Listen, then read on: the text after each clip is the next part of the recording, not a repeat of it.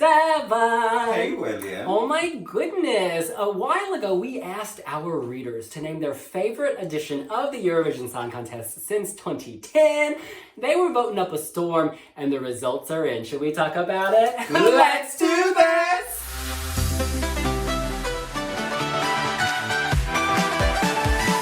In first place, we have Stockholm 2016.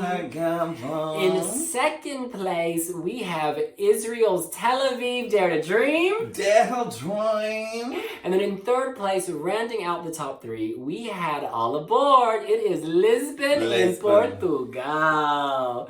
Now let's just take this one by one. Let's start with Eurovision 2016 in Stockholm. Was this your favorite?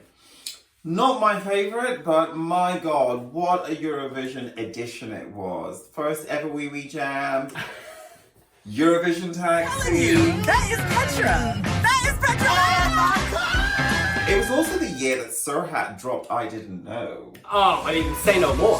Say no more. What I love about this edition of Eurovision, well, the two things that jump out of me. One is the stage. I loved that stage. I loved how, do you remember in Ira Lasko's performance? It was like she was walking down a runway that was like 25 miles long. They were showing off that technology. Babe, and she was carrying a baby. Honey, Beyonce moment. Walk on water. Mary Magdalene, honey. It was just so impressive. I thought the stage was so impressive. The way they used that runway in the opening number of the grand final with all the fashion. Do you remember all that fashion? Face for days? There's so many things I love about Stockholm. Even the acts that didn't make it. Lydia Isaac's Falling Stars is one of my favorites. Falling Stars. Love it. Agnet's Icebreaker, that was also Stockholm. Oh, it was amazing. And Ivan's Belarus Learn How to Fly. Best PR gimmick ever. I'm going to be on stage naked with wolves. Okay, they digital. Now, the other thing that jumps out at me when we talk Eurovision 2016, it's how deep the field was. You can make a case, the top 7 acts, you could make a case why every single one of them should have won. Even if it wasn't to your taste, you could see why. 7th place, Iveta Some Vukuchan. surprises though. The 5th place really did. I didn't see that coming. Who was 5th place? France, if I was sorry. Oh no, that was quality. That was quality. A lot of people made comparisons to Ed Sheeran. Well, let's just start at the top. Jamala, that was beautiful. Straight up. The voice, the zeitgeist, The message behind the melody. the tree, that tree graphic. Perhaps, if I broke down my single favorite individual visual of all time at Eurovision, that tree has to be up there.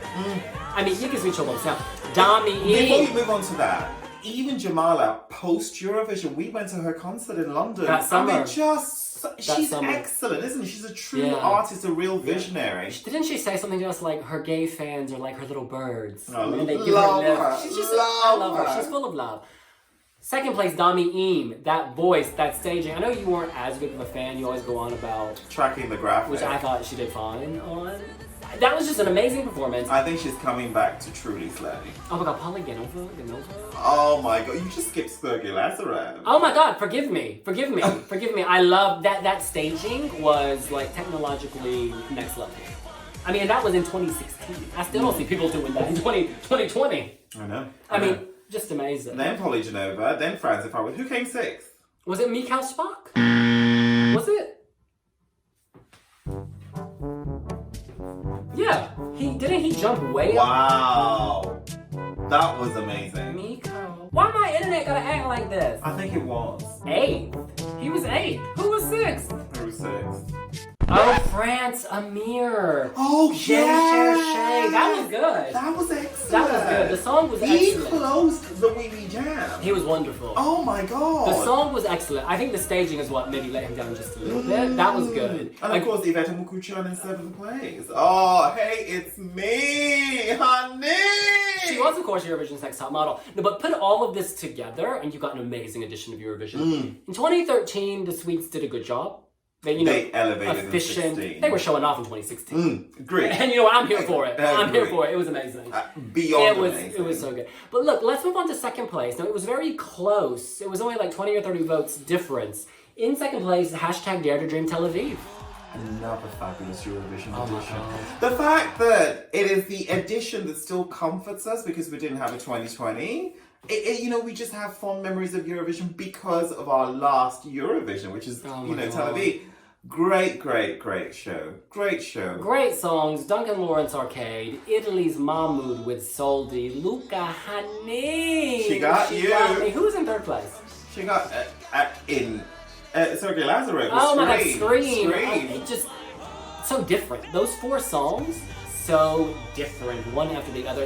And again, you kind of thought Duncan Lawrence was going to win, like we all did early on, and then like when you got there, like, oh, Mahmood is going to go real well. It was exciting, wasn't it? It was exciting. And I was rewatching the voting recently, and I loved watching Mahmood. He looked genuinely surprised. He did. He was like, it was so sweet to see. That was beautiful. But It got a bit more predictable for me though, because I kind of thought, you know what? Yeah, I kind of thought it was going to go that way. The semis were tough. oh my God, The Australia, semis- Kate Miller-Heidke, didn't she win her semi? Yeah, we thought that could actually win. No, but it won its semi, Yeah. which is very impressive. That staging was out of this world. No. It was next level. But again, another reason I like Israel was actually the weather. I mean, you say what's it you say about cold versus hot Eurovisions? Yeah, I just need to be in my hot pants. You know what I mean? Yeah, Keeping it absolutely. real. Which is another reason why I think Lisbon came third. Again, it's a warm climate, happy mood. Everyone's just friendlier when there's like good weather. I also think Lisbon would have done well because it was just a hunger from the Portuguese. I mean, this is a country that barely qualifies and suddenly they win it. And it's like, wow, with the most unassuming act. So, yeah, Lisbon was just, wow. Lisbon was fabulous. What I loved about Lisbon, from the perspective of like being in the media, is it was easy to get around. It was affordable. It was obviously a great show. You had the whole Netta Vigieleni thing with some others, Mikolas Joseph, Caesar Samson, etc. Great competition, but it was just easy. Everything felt so easy. Do you know what I mean? I like Lisbon for so many reasons. RTP Hunty. Fabulous. I mean, like, it was just great. It was just great. I like the way Lisbon is spread out, and then you have these pockets Beautiful. of culture in different Oh my places. God. And lots to do with the pastel de nata. Oh, honey, you can watch our vlog on Wiwibloggs.com. We were eating it up. We were eating it Love it. But you know what? I gotta tell you my number one. Tell me. Light Your Fire, Oh. Azerbaijan 2012. That was a good show. By was a good far show. the absolute best. The fact that Pastora Soler was like 8th, was she 8th? Yeah. That- 10. 10th. I mean, what kind of competition was that? It was intense. Like, Pasha Parfeni was amazing. Yeah. I mean, Loreen. Oh my Yeah. God, the Babushki. Oh my God. Evie Adamu, Oh, Eleftheria. Eleftheria, Evie Adamu. So many queens. Serbia. Jelko Joksimovic. Yeah, this year was stacked. It was intense. God. It was intense. We often think about, Loreen being so amazing, but we forget she had a lot of competition. But you know who became the biggest star from that edition? Who? Angoon, Fraz, who did not even come She in the was top. already a star. But- And also, like, Asia, she was already, like, in Indonesia, like, an icon. Goddess. She got a waxwork after that. Yes, it's in Bangkok. Well, let's quickly go over the overall results. Sawadee-ka. In fourth place, it was Eurovision 2014 in Copenhagen. Oh, join us. You know what, though? You didn't like that. Because you couldn't get the bus. The thing is, I loved the actual show, the Diamond Stage, the songs, Really loved May that. Find Gold, etc. However, But she didn't qualify. no, which was really upsetting. Can you imagine That that? was tough. But it was just on a practical level. I found the location of the B&W Holleran very difficult to get to. It was very expensive. Impossible. And to also, get there was to. this great imbalance because at that time, Wiwibloggs was really becoming quite popular, and yet we didn't have as many people on the ground, basically. And so I was dealing with a lot of stress about trying to get all this content. You remember, there was a lot of anxiety around that time. And in 2015 is when we all went, like, all in. But, yeah, that was a stressful edition for me. And also, Vabubu was with me, and he got really ill. What was he saying? Yeah, he was writing, the second most number of posts that year, and he was really, really ill the whole time. It was a really tough year for us. Was he sick? He was I didn't really know he ill. was sick. We were in an Airbnb, and I was like, after you vomit, can you please write about Sana Nielsen? Hurry up. It was just like... Undo my vomit. It was tough. It was tough. But anyway... Did you ever get the boat across to the venue? I did not. I waited for it like 9 times and I never See, saw I it. didn't even know there was a boat. I mean... Anyways, very, very quickly, just going in the order, then I'll ask you a question. In 5th place, it was Vienna 2015. Oh, in love sixth, that too. In 6th place, it was Eurovision 2012 Baku. 7th place, Eurovision 2017 Kiev. 8th place, Eurovision 2010 Oslo. 9th place, Eurovision 2013 Malmö, and 10th place, last place. Düsseldorf, the worst. What? Yes, you're correct. That was the answer, but I disagree. Worst. Why did you dislike that? It just had nothing. You know. Whoa. It has some amazing songs. Oh, please. Ella and Nikki, Interestingly. Oh, yeah. Eric Sada, Love Elder. popular. You know, interestingly, I went to... Patty Wolf, what about My Dreams? Oh, please, let it go. You know, interestingly, I was in Düsseldorf Getter recently, Jenny, and I Rockefeller. retraced my steps from Feel Your Heartbeat. And I was like, there's nothing there. I need to be resuscitated. Girl, you need a bigger heart, because my heart was like boom, boom, boom, boom, boom, boom. I think this had the most cohesive theme of any edition of Eurovision. Feel Your Heartbeat. Germany, center of Europe. People from other countries in the very Germany saying center Feel of Your Heartbeat. That in the refuses videos. Armenia's biggest star because she's competed before. We're talking 2011, please situate it temporally. It was amazing. The fact that before each act sang... That was amazing. I don't get I love Düsseldorf. the love for Düsseldorf. It was my first edition, which obviously colors it. You know, your first edition is always one of your most memorable. I had been to Oslo, but I was there for like a day, so I don't count that. Düsseldorf was my first, like, all in. There was a Vapiano girl. There was a Vapiano near Esprit Arena. I was getting down on my spicy spag bowl, okay? And I had never had that before. I remember going to Vapiano and seeing all these other Eurovision bloggers and being like, I found my people.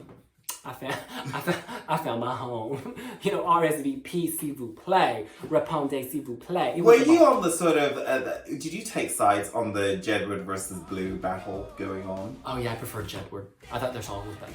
I thought their staging was better. I just thought their package was better overall. I think Blue was very credible. They had a horrible jury performance, as you remember, which is why they got marked down. They came fifth with the public though, which is like very respectable. And people often forget, we often forget when we talk about the UK, there have been some acts that have done very well. No. They're like the prime example, them and Jade Ewan, in recent memory. But yeah, no, I loved Düsseldorf. I thought that, and Jedward, and also Jedward made Eurovision cool again. Yeah, they made it among cool. young people. They made Do it you know what cool. I mean? Yeah. That was a... But interestingly, I prefer Waterline to Lipstick. Oh no. No. A house divided yet again. In any case, that's what we think. What do you think? What is your favorite edition of Eurovision in the past decade? Sadly, we couldn't celebrate Eurovision 2020, but we will be back to celebrate in 2021, honey. Let us know here on Wiwibloggs. I still don't think anything's going to shake Azerbaijan from the top of the tree for me. You know why? I think part of it is because that's a destination maybe that Eurovision opens you up to. Yeah, that I would never have ever picked. And that's very special. That's what I love about Eurovision. It kind of Wonderful. pushes you to places. Also, another thing I loved about it, it was like Cinderella every time the rehearsals kicked off at midnight. Oh, It was wow. like, It it's was time late. for Eurovision, it was late. It was late. Follow us on multiple social media platforms. We're on TikTok, baby. TikTok. Actually, they should listen to our podcast instead.